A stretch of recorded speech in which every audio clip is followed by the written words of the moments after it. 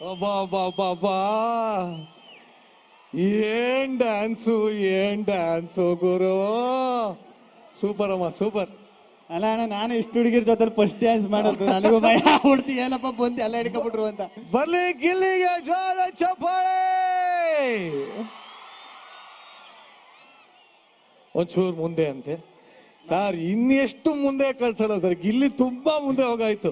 But ನಿಜವಾಗ್ಲೂ ಒಂದ್ ಮಾತು ಹೇಳಬೇಕು ಗಿಲ್ಲಿ. ಅಣ್ಣ ಸರ್, ಯಾರು ಪ್ರಾಡಕ್ಟ್ ಓನರು?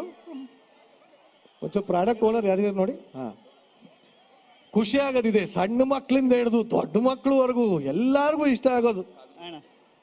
ಬಟ್ ಗಿಲ್ಲಿ ಬಹಳ ಜನ ಹೇಳ್ತಾರೆ ರಾತ್ರೋರಾತ್ರಿ ಬೆಳೆದ್ಬಿಟ್ಟ ಗಿಲ್ಲಿ, ರಾತ್ರೋರಾತ್ರಿ ಫೇಮಸ್. ನಾನು ಹೇಳ್ತೀನಿ, ಎಷ್ಟು ವರ್ಷಗಳ ಪರಿಶ್ರಮ ಇವತ್ತು ಇಷ್ಟು ದೊಡ್ಡ ಮಟ್ಟದ ಸಕ್ಸಸ್ ಕೊಟ್ಟಿದೆ. ಎಷ್ಟು ಖುಷಿ ಆಗ್ತಾ ಇದೆ ಅಣ್ಣ, ಸಖತ್ತು. ಈಗ ಅದು ನಮ್ಮ ಬಾಯಿ ಮಾತಲ್ಲಿ ಹೇಳೋಕೆ ಆಗೋಲ್ಲ ಅಣ್ಣ.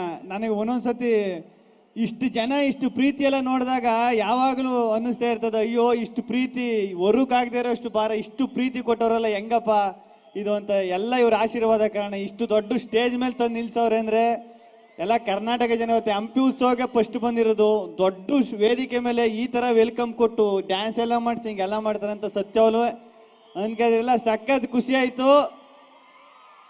ಸಖತ್ ಖುಷಿ ಆಯಿತು.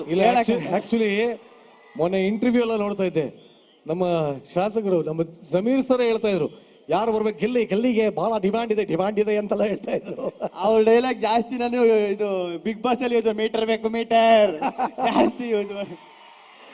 ನಿಜವಾಗ್ಲು ಇಷ್ಟು ಪ್ರೀತಿ ಕೊಟ್ಟಿದ್ದಾರೆ ಅಂದಾಗ, ಈ ಪ್ರೀತಿ ಪ್ರೇಮ ಅಂದಾಗ ಇನ್ನೊಬ್ಬರ ಹೆಸರು ನೆನಪಾಗತ್ತೆ. ಯಾರು?